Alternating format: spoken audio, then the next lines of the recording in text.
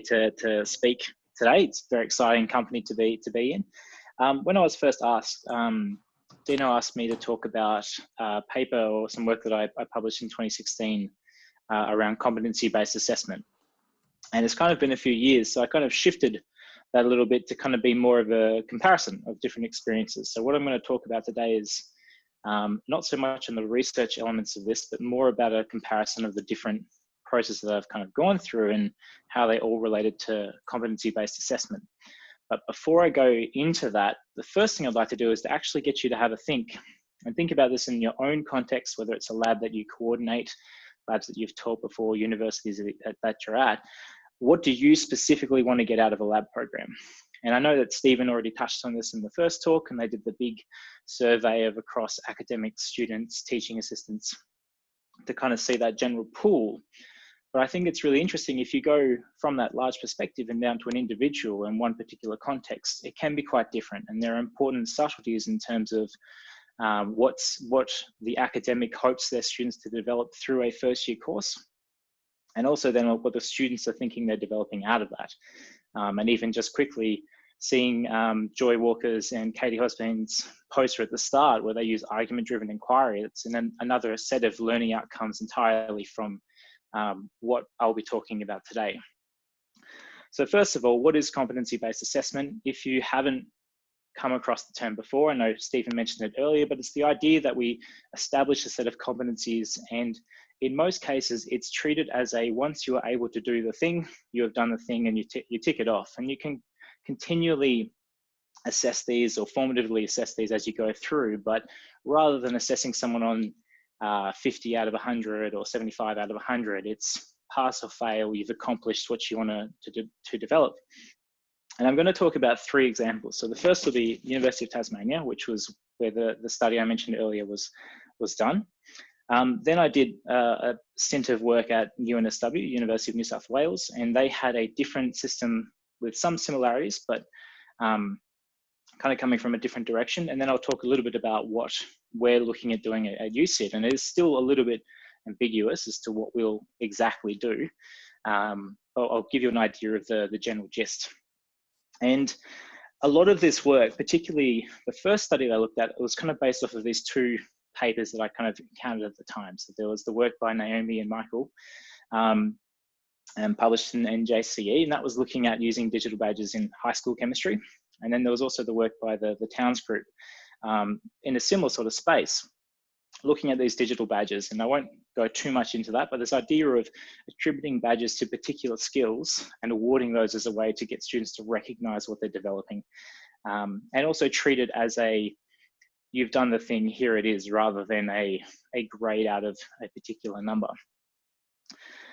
Now, particularly, I suppose, if you're shifting into a chemistry education space, or if you're recently a new academic and you're exposed to this area, there's often a temptation to jump on the latest big trend, to find that flavor of the month and to adopt that, because you'll read this paper and it was fantastic work and they showed really positive outcomes, which, let's face it, most of the papers we see are typically positive in nature.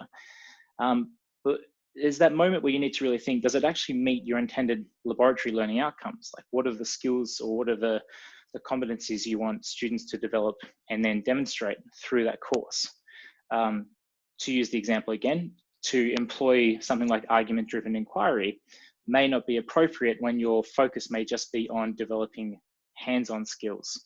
And you want to focus on that instead of something like developing argumentative skills or critical thinking skills. Now, the first one is the University of Tasmania, and this is work between myself, Alex December, and Stuart Thickett. And when we went into this, the problem that we kind of, I suppose what we wanted our lab program to achieve was kind of in 2 main areas. We wanted to develop these core practical skills and techniques, and we wanted to try and reinforce and extend concepts in the classroom. So we wanted to keep that connection between the laboratory and the lecture content there, even if it was just tenuously.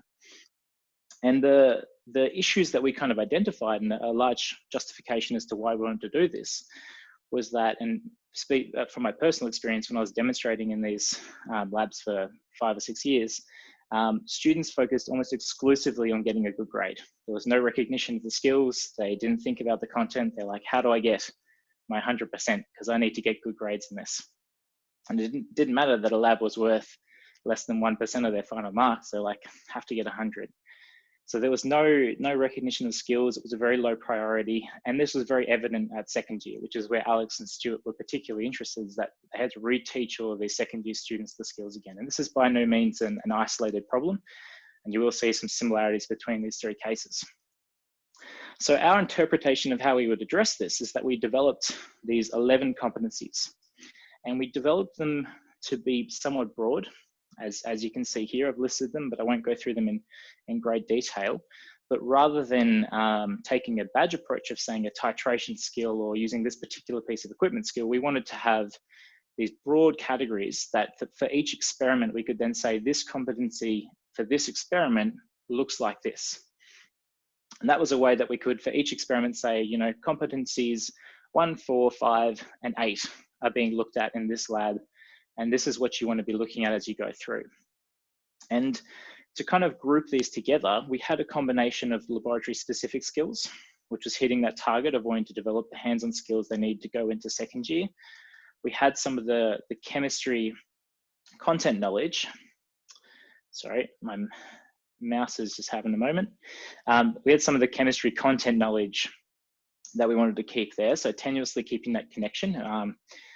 UTAS happens to be a somewhat difficult to bring around big changes. So therefore we had to keep that content involved. And then some of those transferable skills that Stephen mentioned earlier as well. So the skills that are transferable outside of the laboratory between different disciplines, treated as the kind of graduate qualities that we want all graduates to develop and demonstrate. Now, I won't go into much more detail than that because I am on a time schedule. But one thing I will say is that all three of these examples have had positive outcomes. So we've seen positive outcomes from students, demonstrators, and we've achieved what we're after. And the real focus here for me is our mindset going in, and then the way that, or the interpretation of how we've applied competency-based assessment to that. Now, when I looked at, when I joined UNSW, this was a project that was already kind of established, and it was led by Ron Haynes and Scott Selway, two academics still on staff there. And they had a different interpretation. So they'd had a similar problem, and there was even conversations between the first year coordinator at UNSW and UTAS. And what they came up with was this idea of a lab skills portfolio. So when they wanted to go into this, they wanted to have an emphasis on practical skills. So they wanted to be like, these are the skills that you need to develop for lab purposes. And then they really wanted to focus on transparency for students. So they wanted to make sure that when a student went into a laboratory, they could see a very clear-cut list of this is what you need to show me during this laboratory. And the problems that they had, I've kept this in the form that they describe them, because I think it's an interesting difference in mindset. We very much looked at it as, here are the problems that we've already established and wanted to fix. Whereas UNSW took a perspective of almost an exploratory perspective, where they've said, well, does the assessment that we use reflect how a student performs in the laboratory class? How do we know if a student has learned the skills that we're trying to teach in the laboratory class? Are they aware of these skills? And how do they remove the ambiguity in the assessment process?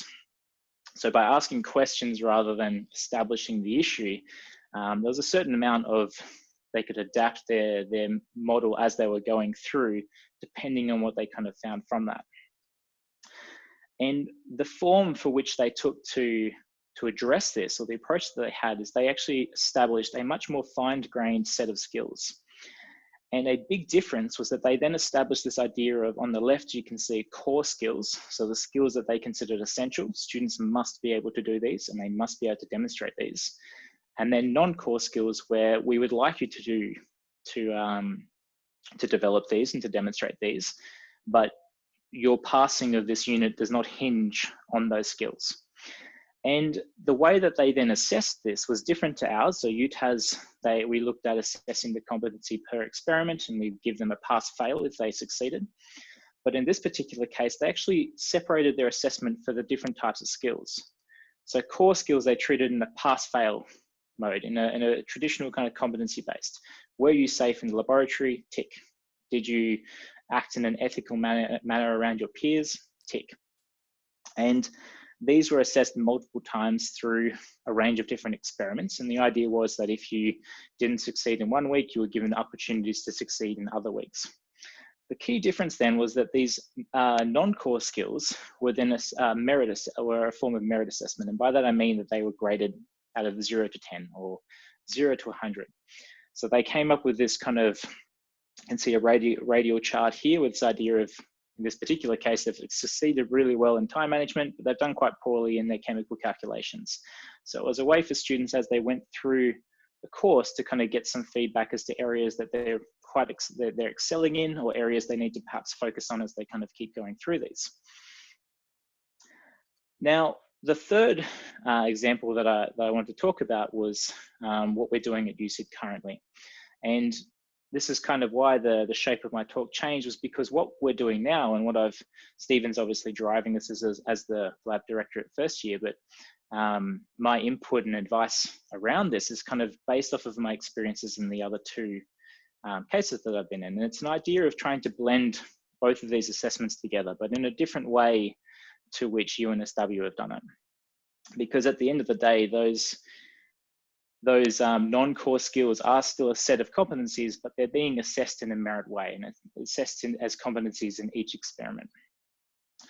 So I've only listed Steve and myself here, but there is, of course, as Steve said, a large number of people who have input towards this and are involved in this. And it's not just at the academic level, it's very much up and downwards as well. So you're talking about the professional staff, the students involved in teaching, as well as, you know, your leaderships up above.